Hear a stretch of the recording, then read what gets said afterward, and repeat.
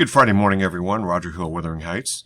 Looking at some more vigorous polar branch of the jet stream in this year that is more or less La Nina and living up to expectations, and pretty much kind of like right October-like. We have this kind of vigorous shortwave trough producing a little bit of wind. As this moves across the northeast United States, it'll actually intensify just a little bit. And we could even see wind gusts greater than 40 miles per hour at some of the mountaintop levels carrying over and downsloping in some of the southern Green Mountains. Could cause a few power outages, but really it's not going to be a very big deal. But overall, it is kind of the vigorous levels of sort of these shortwave troughs that work on through, and this is one. And you can see the main trough right here cutting across the Great Lakes, all in the form of precipitation and form of rain. And the reason for that, of course, is temperatures are warm enough for that.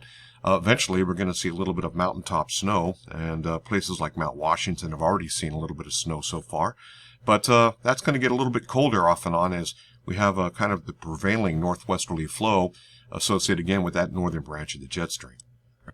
Here's the operational run of the 06Z European model, valid at 8 o'clock this morning. What you can see here is kind of this ridging of higher pressure in the surface. This area of higher pressure associated more to the south and bringing some very nice weather conditions to our south and off and on through our neck of the woods. And this is really going to influence our weather today. But what I'm most interested in is a little bit of this shortwave trough that's kind of cutting across from the Great Lakes, as I just showed you. And it's going to trigger a little bit of sprinkles. And maybe in some of the very highest terrain, probably more like Mount Washington, above mostly the Green Mountains, we could see a couple snowflakes again. This is going to move on by, another ridge of higher pressure builds in. And then this very streaky kind of rainy scenario is going to be setting up. This again is valid overnight tonight, tomorrow night, Saturday night into Sunday morning.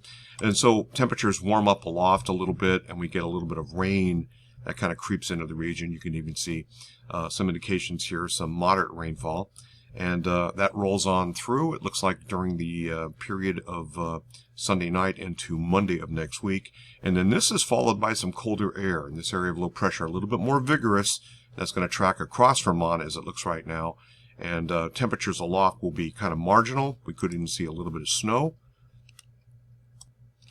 Looking at the picturesque equations here for total snow. Seeing a little bit of snow in some of the higher terrain north of Quebec City.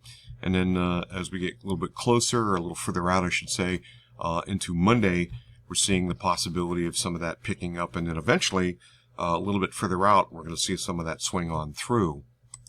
Let's take a look at the snow depth change. Really nothing to worry about here, just a little touch of snow, a couple dusting in some spots, and mainly in the northern tier from that first short wave that arrives tonight. And then that's going to set the stage for later on. We could see a little bit of this swing on in for the early part of next week. Using the European model and the windy product, it's co-located, of course, with, we have the skew T. And I want to show you, see the wind barbs here, all northwest, out of the northwest here, higher speeds aloft, as you would think. And this is on cloud cover, but this is our shortwave here that's going to be moving on through. So I'm going to move that back. Sorry about that. So again, skew T centered on northern parts of Vermont. So as we see the cloud cover increase, you start to see the lower clouds begin to work on in. But the other thing is some of these winds, they get down pretty strong here. That's a 50-knot barb, not that far aloft. So that's going to be working on through here. And so we do have some gusty winds. But the thing I want to show you here is the colder temperatures and where the freezing level is. And so roughly at this time, we're talking about just about the top of, say, a little bit higher than Mount Hunger, but a little bit below the tops of the higher Green Mountains. And we could see just a little bit of a touch of snow when we do have the precipitation. So keeping that in mind, we'll watch this as we go along. That area of higher pressure builds on in. And you can see that the freezing level begins to rise. And then once we get that colder air on the backside of that next short wave, that's when temperatures get a little bit colder aloft. And with that, more cloud cover, some moisture. There we go. Temperatures running about 32 degrees. So still a little bit higher than, you can see that it does come down almost to surface here. And so again, a little touch of snow potentially mixing in with some of the raindrops. Probably grapple that kind of thing, or snow pellets, the typical kind of November kind of deal. And that's what's going to be working through with a pretty vigorous area of low pressure that's going to be tracking on through. The other thing is wind. Winds today will be a little bit on the blustery side, and we can see these winds begin to pick up. And you can see the blue here greater than, say, 10 miles per hour and so on. These are sustained winds. So then the winds pick up this afternoon and then fall off tonight. Winds shift a little bit more to the southwest, but keep up in the higher levels.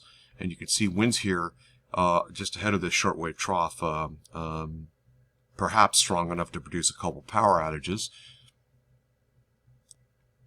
And looking at peak gusts, what we can see here is just moving it on back.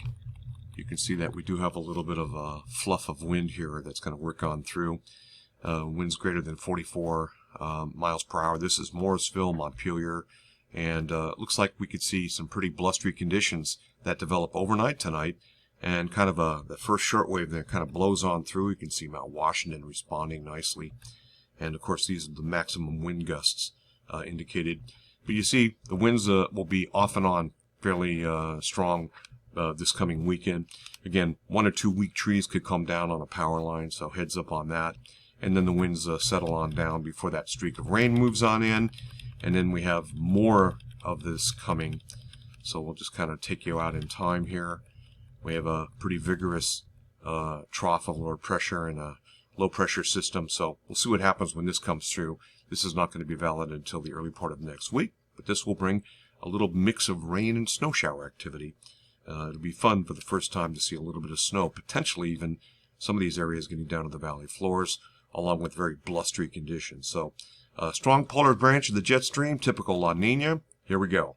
Roger Hill, Wuthering Heights. Thanks for watching.